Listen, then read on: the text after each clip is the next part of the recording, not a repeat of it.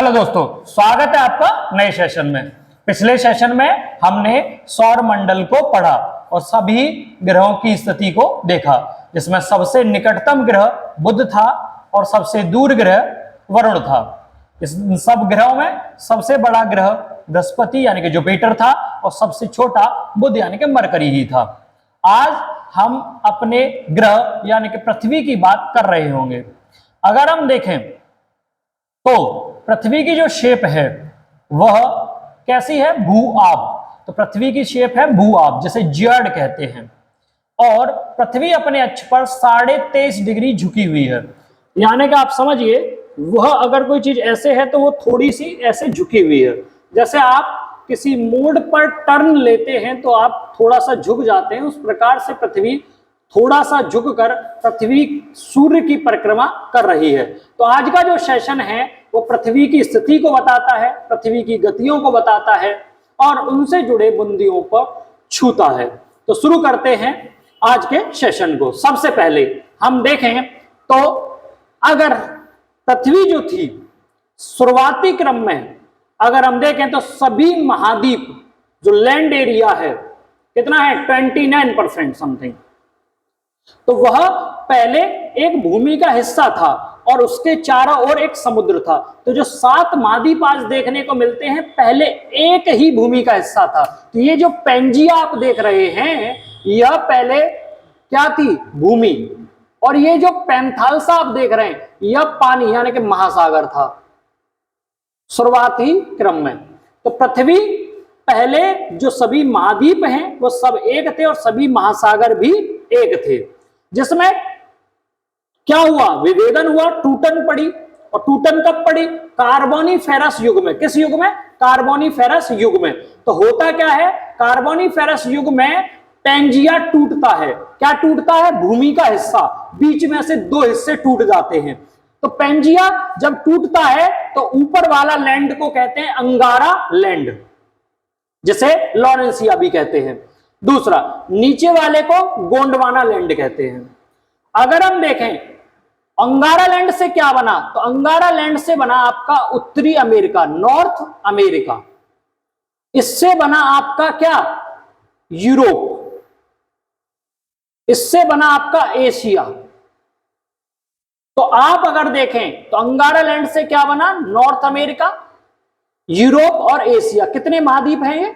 3 महाद्वीप इससे बनते हैं। गोंडवाना लैंड से क्या बना? तो south America, Africa, Australia, Antarctica और एक चीज और, ये 4 महाद्वीप तो बने ही बने। इसके साथ इंडिया भी गोंडवाना लैंड का हिस्सा है। अब आप कहेंगे कि हम देखते हैं कि इंडिया एशिया का हिस्सा है, तो एशिया जो है अगर अंगारा लैंड से बना तो इंडिया भी उससे बनना चाहिए। किंतु यह एक विदित तथ्य है कि यह इंडिया गोंडवाना लैंड का हिस्सा रहा और वह उत्तर की ओर खिसक कर एशिया से चिपक गया। एशिया से चिपक गया। तो अगर पूछे कि भारत अंगारा लैंड का हिस्सा है या गोंडवाना लैंड का, तो आप बताएंगे वह गोंडवाना लैंड का हिस्सा है। और इसीलिए भारत में कैसी चट्टानें मिलती हैं? गोंडवाना क्रम की चट्टानें, जिसमें 90% भारत का 90% कोयला जिन खदानों में मिलता है वह है गोंडवाना क्रम की चट्टानें। याद रखिए। तो भारत किसका हिस्सा है? गोंडवाना लैंड का। और इन दोनों के मध्य, इन दोनों अंगारा लैंड और गोंडवाना लैंड के मध्य जो सागर है उसका नाम है टेथिस सागर। क्या है? टेथिस सागर। यह जो टेथिस सागर है यह अंगारा लैंड तथा गोंडवाना लैंड के मध्य की स्थिति को दर्शाता है। तो ये वर्तमान स्थिति। और फिर यह अंगारा लैंड भी टूटता है किनमें? महाद्वीपों में। महाद्वीप कौन कौन से? तो अंगारा लैंड है लॉरेंसिया से बने नॉर्थ अमेरिका, यूरोप और एशिया।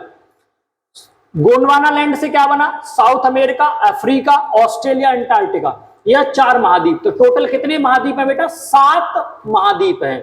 अब हम पृथ्वी की स्थिति को देखते हैं। पृथ्वी की अगर स्थिति देखें तो पृथ्वी का जो आकार है, अभी बता रहे थे, जो पृथ्वी का आकार है वो कैसा है? तो पृथ्वी का जो आकार है क्वेश्चन पूछता है पृथ्वी का आकार कैसा है, तो हम कह देते अंडाकार है। अंडाकार नहीं है, उसका सही नाम है भू-आभ,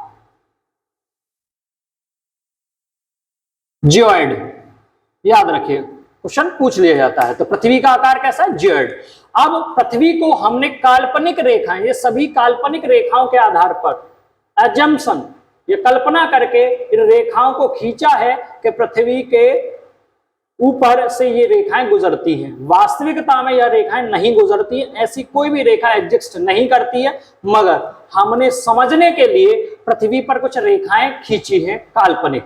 सबसे पहले समझिए विषुवत रेखा, ये 0 डिग्री होती है, यानी कि यहां पर 0, जितना ऊपर और उतना ही नीचे, तो 0 डिग्री विषुवत रेखा। इक्वेटर, तो इक्वेटर के उतना ही ऊपर पृथ्वी है और उतना ही नीचे पृथ्वी है। 0 डिग्री से ऊपर जाएं तो ऊपर की ओर होता है नॉर्थ और नीचे की ओर होता है साउथ। अगर नॉर्थ में जाएं तो 23 degree and half north, 23.5 degree north को बोलते हैं कर्क रेखा, Tropic of Cancer. Tropic of Cancer यह भारत के 8 राज्यों से जाती है और भारत को 2 हिस्सों में बांटती है। कितने हिस्सों में, 2 हिस्सों में। उससे ऊपर 66.5 डिग्री नॉर्थ, 66.5 डिग्री क्या है, आर्कटिक वृत्त, आर्कटिक सर्कल, यह 86.5 डिग्री पर है। और सबसे ऊपर है उत्तरी ध्रुव, 90 डिग्री नॉर्थ। क्या है, 90 डिग्री नॉर्थ, 90 डिग्री नॉर्थ, यानी कि उत्तरी ध्रुव। तो अगर विषुवत रेखा से ऊपर जाएंगे तो 90 डिग्री उत्तरी ध्रुव है। नीचे की ओर आए विषुवत रेखा से, इक्वेटर से, तो 23.5 डिग्री पर, क्योंकि पृथ्वी कितनी झुकी हुई है, 23.5 डिग्री, तो 23.5 डिग्री साउथ को क्या कहते हैं, मकर रेखा। क्या कहते हैं, मकर रेखा, ट्रॉपिक ऑफ कैप्रिकॉर्न। ठीक है, यह देखें, यह भारत से नहीं गुजरती है, न विषुवत रेखा गुजरती है। फिर 66.5 डिग्री पर, 66.5 डिग्री नॉर्थ या साउथ, तो नीचे क्या होता है, साउथ। तो 66.5 डिग्री साउथ में क्या है, अंटार्कटिका वृत्त, अंटार्कटिका वृत्त, अंटार्कटिका सर्कल। और सबसे नीचे क्या है, दक्षिणी ध्रुव, 90 डिग्री साउथ, 90 डिग्री साउथ क्या है, दक्षिणी ध्रुव। तो अगर हम देखें तो पृथ्वी को हमने विषुवत रेखा 0 डिग्री के आधार पर बांटा, और 0 डिग्री से ऊपर की ओर 90 डिग्री नॉर्थ और 0 डिग्री से नीचे की ओर 90 डिग्री साउथ होता है। 90 डिग्री नॉर्थ को उत्तरी ध्रुव, 90 डिग्री साउथ को दक्षिणी ध्रुव। और उत्तरी ध्रुव और दक्षिणी ध्रुव बेहद ठंडे हैं, इन पर जीवन जैसी संकल्पना कर पाना बहुत मुश्किल है, इसीलिए यहां पर नहीं कोई रहता है, यह एकदम शांत और खाली स्थान है। तो 90 डिग्री नॉर्थ और 90 डिग्री साउथ। एक और बात, सूर्य जो गमन करता है, या पृथ्वी की अक्ष की स्थिति से देखें तो जो सूर्य गमन करता है वो कर्क रेखा से लेकर मकर रेखा तक गमन करता है। यानी कि कर्क रेखा से विषुवत रेखा, विषुवत रेखा से मकर रेखा, मकर रेखा से विषुवत रेखा और विषुवत रेखा से कर्क रेखा। यानी कि सूर्य जो गमन करता है वो 23.5 डिग्री नॉर्थ से 23.5 डिग्री साउथ तक। और जब वह कर्क रेखा पर होता है तो ऊपर वाले विषुवत रेखा से ऊपर वाले को उत्तरी गोलार्ध, नॉर्दर्न हेमिस्फीयर कहते हैं, और 0 डिग्री विषुवत रेखा से नीचे वाले को साउदर्न हेमिस्फीयर, दक्षिणी गोलार्ध कहते हैं। और जब यह सूर्य कर्क रेखा पर होगा तो भारत की स्थिति कर्क रेखा पर है और कर्क रेखा के सामने सूरज है, जून में होता है। तो भारत में जून में क्या पड़ेगी अगर सूरज पास होगा, गर्मी। और जब उस समय मकर रेखा अगर नीचे की तरफ देखें दक्षिणी गोलार्ध में, तो वहां क्या पड़ रही होगी, ठंड। और जब उल्टा करते हैं कि मकर रेखा पर सूरज कब पहुंचता है, दिसंबर में, 22 दिसंबर को, तो उस समय कर्क रेखा से बहुत दूर होता है सूरज, तो उस समय उत्तरी गोलार्ध या फिर भारत में क्या पड़ती है, ठंड, और यहां क्या है, गर्मी। समझ रहे हैं आप, तो यह स्थिति है, इसे आगे भी समझ रहे होंगे। तो पृथ्वी की स्थिति को हमने समझा, 0 डिग्री विषुवत रेखा, विषुवत रेखा से ऊपर के जितने भी एक्सिस हैं उनको क्या कहेंगे, नॉर्दर्न हेमिस्फीयर, और 0 डिग्री विषुवत रेखा इक्वेटर से नीचे के होंगे उन्हें क्या बोलेंगे, दक्षिणी गोलार्ध यानी साउदर्न हेमिस्फीयर। अगर हम देखें, अब देखते हैं पृथ्वी की गतियों को, तो पृथ्वी 2 गति करती है, एक अपने अक्ष पर घूमना, एक अपने अक्ष पर घूमना, और दूसरा किसी के चारों ओर घूमना। अगर समझिए, अगर मैं यहां खड़ा हूं और यहां पर मैं ऐसे घूम रहा हूं तो ये हुआ घूर्णन गति, रोटेशन। और जब मैं यहां खड़ा हूं और ये मेरा पेन है, तो मैं जब यूं घूमूंगा इसके चारों ओर तो ये होगा क्या, परिक्रमण, रिवॉल्यूशन। तो घूर्णन यानी कि रोटेशन, रोटेशन अपने एक्सिस पर ही होता है और पृथ्वी अपने अक्ष के परितः चक्कर लगाती है। या पृथ्वी का अपने अक्ष पर घूमना क्या कहलाता है, घूर्णन गति, रोटेशन। यह देखें तो 23 घंटे 56 मिनट और 4 सेकंड में होता है। 23 घंटे 56 मिनट 4 सेकंड, जैसे अप्रोक्सीमेटली कितना कहते हैं, 24 घंटे, जैसे एक दिन कहते हैं। तो पृथ्वी एक दिन में अपने अक्ष पर घूमती है, सामान्यतः 24 घंटे, मगर एग्जैक्ट टाइम है 23 घंटे 56 मिनट 4 सेकंड। और इसी घूर्णन गति के कारण पृथ्वी पर क्या होते हैं, दिन और रात, दिन व रात। दिन व रात किसके कारण होते हैं बेटा, तो दिन और रात होते हैं हमारे घूर्णन गति के कारण। पृथ्वी अपने अक्ष पर घूमेगी तो एक साइड में सूरज होगा तो वहां दिन होगा, दूसरे साइड में सूरज नहीं होगा, वहां रात होगी। जब दूसरी तरफ सूरज जाएगा तो दूसरी तरफ दिन होगा और एक तरफ रात होगी। तो दिन और रात किसके कारण होते हैं, घूर्णन गति के कारण, रोटेशन के कारण। दूसरा परिक्रमण गति। परिक्रमण गति क्या है, किसी पॉइंट के चारों ओर ऐसे घूमना, क्या कहलाएगा, परिक्रमण गति। यूं करके किसी की परिक्रमा जब हम करते हैं, जैसे हम देखें तो गोवर्धन पर्वत जो है उसकी जब हम परिक्रमा करते हैं तो गोवर्धन पर्वत है, उसके चारों ओर हम ऐसे कैसे लगाते हैं, चक्कर लगाते हैं, तो वो क्या होती है, परिक्रमा, यानी परिक्रमण गति। तो अगर परिक्रमण गति देखें तो पृथ्वी द्वारा सूर्य की परिक्रमा करना क्या कहलाता है, परिक्रमण गति। यह अगर देखें तो 365 दिन 5 घंटे 48 मिनट और 46 सेकंड में होता है। कितना होता है, 365 दिन 5 घंटे 48 मिनट 46 सेकंड। जैसे अप्रोक्सीमेटली हम कितना मानते हैं, 365 दिन और 6 घंटे। और इसी परिक्रमण गति के कारण क्या होता है, वेदर चेंज होता है, मौसम परिवर्तन। इस चीज को अभी देखेंगे कैसे, वह समझें। सूरज की जो स्थिति है विषुवत रेखा से कर्क रेखा और विषुवत रेखा से मकर रेखा तक है।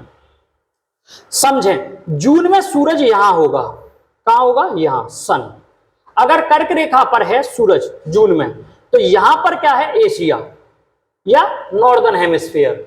कौन सा है, उत्तरी गोलार्ध। सूरज अगर आपके पास होगा नॉर्दर्न हेमिस्फीयर में तो क्या होगी, गर्मी होगी, और दूसरे अगर साउदर्न हेमिस्फीयर में उस समय देखें तो ठंड होगी। दूसरा, सूरज पास होगा तो लंबे समय तक दिखाई देगा, तो दिन और रात अगर देखें तो दिन बड़े होंगे उत्तरी गोलार्ध में और रातें छोटी होंगी। कब, जून के महीने में। तो दिन सुबह निकल आता है 6 बजे से पहले और रात 7:30 7 बजे के बाद होती है। तो आप देखते हैं कितना लंबा दिन हो जाता है। जबकि अगर देखें मार्च और सितंबर की कंडीशन, तो मार्च और सितंबर में सूरज यहां होता है, सितंबर और मार्च में। तो दोनों में अगर देखें तो सितंबर में जब सूरज आ जाता है विषुवत रेखा पर तो सुबह दिन जो होता है और रात वो बराबर हो जाती है। जब भी विषुवत रेखा पर सूरज होगा दिन और रात बराबर होंगे। क्यों बराबर होंगे, क्योंकि नॉर्दर्न हेमिस्फीयर भी उतना है और साउदर्न हेमिस्फीयर भी उतना है। तो उत्तरी गोलार्ध भी उतनी ही दूर है और जितना ही दक्षिणी गोलार्ध। तो इन समय पर मार्च और सितंबर के समय जब विषुवत रेखा पर सूरज होता है तो दिन और रात बराबर होते हैं। अगली कंडीशन क्या है, 22 दिसंबर। दिसंबर में वह सूरज कहां पहुंच जाता है, तो दिसंबर में सूरज पहुंच जाता है मकर रेखा पर। यहां पर सूरज जब पहुंचेगा, सन यहां आ गया, तो मकर रेखा पे सूरज होगा तो ये कौन सी स्थिति है, दक्षिणी गोलार्ध की। और हम कहां हैं, उत्तरी गोलार्ध में। भारत कहां है, उत्तरी गोलार्ध में। तो जब यहां पर सूरज होगा दिसंबर में तो यहां पर क्या होगा, गर्मी होगी और दिन बड़े होंगे। दूसरी तरफ कर्क रेखा से बहुत दूर है सूरज, तो यहां कर्क रेखा पर क्या होगी बेटा, सर्दी होगी, ठंड होगी, और यहां दिन छोटे और रातें लंबी होती हैं। दिन छोटे रात लंबी होती हैं दिसंबर के महीने में। और यह स्थिति कब कब होती है वह समझ लीजिए। 21 जून को सूरज कर्क रेखा पर होता है, हाईएस्ट पीक गर्मी होती है उस समय। कर्क रेखा जून से सितंबर में पहुंचता है विषुवत रेखा पर, टेम्परेचर कम होने लगता है क्योंकि विषुवत रेखा पे बीच की स्थिति आ गई। तो बीच में क्या होगा, टेम्परेचर धीरे धीरे कम होता चला जाएगा। फिर वह पहुंच जाएगा मकर रेखा पर 22 दिसंबर को। दिसंबर में सूरज पहुंच गया बहुत नीचे, तो क्या हो जाएगा, ठंड आ जाएगी। और दिसंबर से जब सूरज 21 मार्च की ओर चढ़ता है तो इस समय स्प्रिंग मौसम, वसंत ऋतु होती है नॉर्दर्न हेमिस्फीयर में। क्या होती है? वसंत ऋतु। और उस समय दिसंबर से मार्च की ओर बढ़ते हैं तो टेम्परेचर क्या होता है, जो ठंड है, जो बहुत कम टेम्परेचर, वो धीरे धीरे धीरे धीरे मार्च की ओर बढ़ता हुआ दिखता है। और मार्च से जब जून की ओर जाते हैं कर्क रेखा पर तो टेम्परेचर बहुत बढ़ जाता है, पीक पर होती है उस समय गर्मी, लू चलती है। क्या चलती है? लू। उत्तर भारत में उस समय क्या चलती है? लू, गर्म हवाएं। तो यह स्थिति है किसकी? पृथ्वी की। किस प्रकार से सूरज कर्क रेखा से मकर रेखा तक जाता है और विषुवत रेखा पर कब स्टेबल होता है, किस तारीख को होता है, वह भी समझ में आया। और यह बात समझ में आई कि सूरज जितना पास होगा गर्मी उतनी ज्यादा होगी, दिन उतना बड़ा होगा।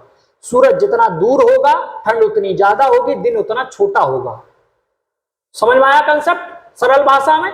अच्छा, ग्रीष्म अयनांत जब भी हम पढ़ते हैं याद रखिए, उत्तरी गोलार्ध का ज्यादा हिस्सा पर लैंड है, जमीन है, दक्षिणी गोलार्ध पर लैंड कम है। ठीक है, तो जितनी भी भूभौतिकी क्रियाओं को हम स्टडी करते हैं ज्योग्राफी में, हम लेते हैं उत्तरी गोलार्ध को, नॉर्दर्न हेमिस्फीयर को।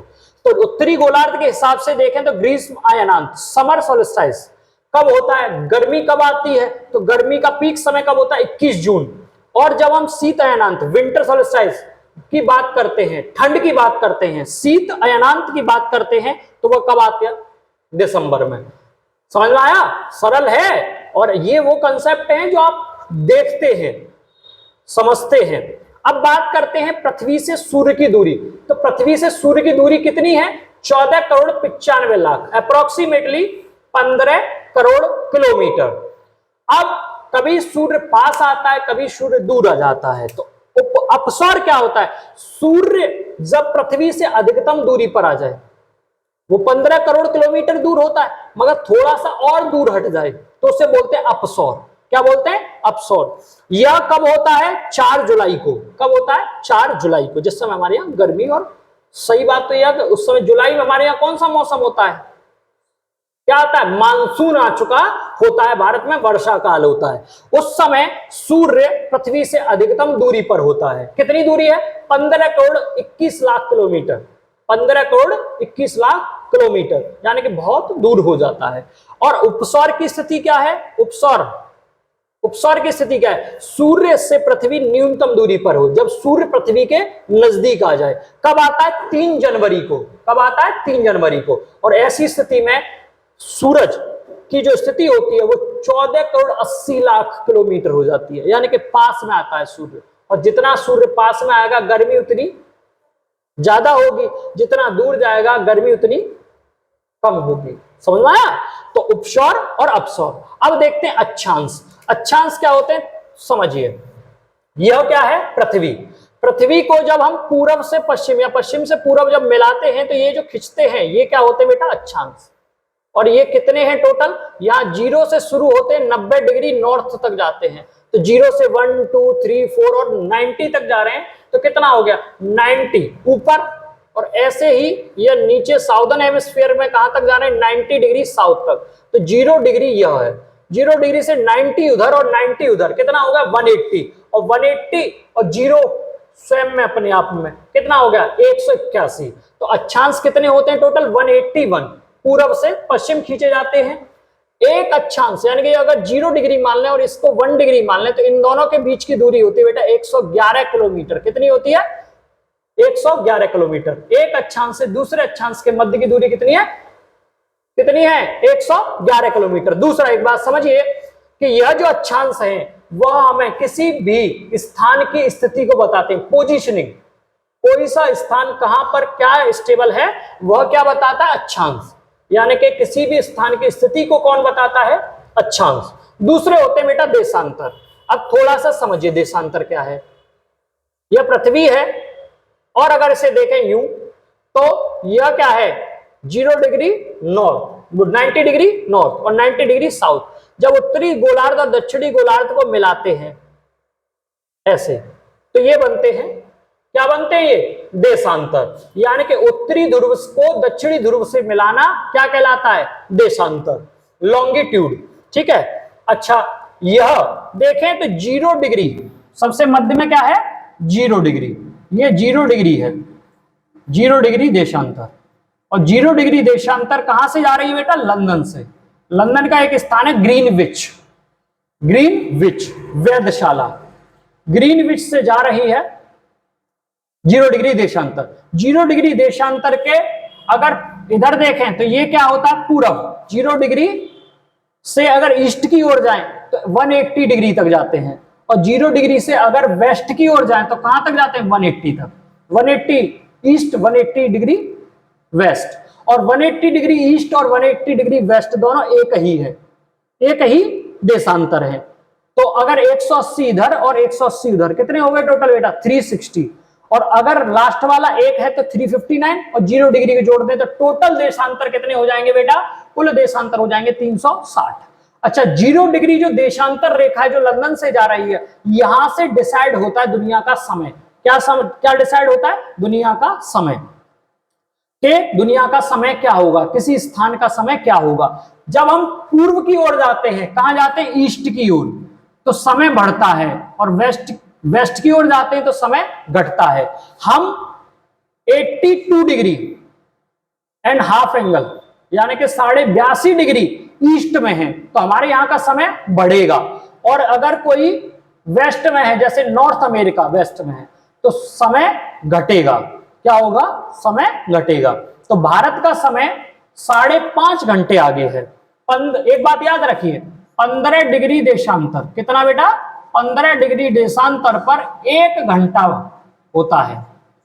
और हमारा है, अगर 15 डिग्री ईस्ट में है तो 1 घंटा प्लस होगा, अगर 15 डिग्री वेस्ट में है तो 1 घंटा माइनस होगा।